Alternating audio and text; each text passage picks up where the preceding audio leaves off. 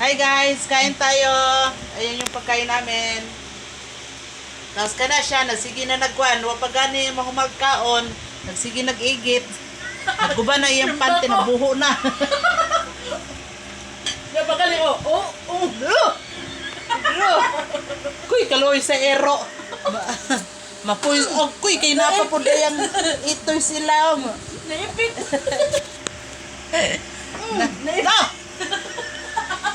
Na, ang trabaho na ni Josephine kagabi na nagsigig ngisi dito Miss Kwan, mall.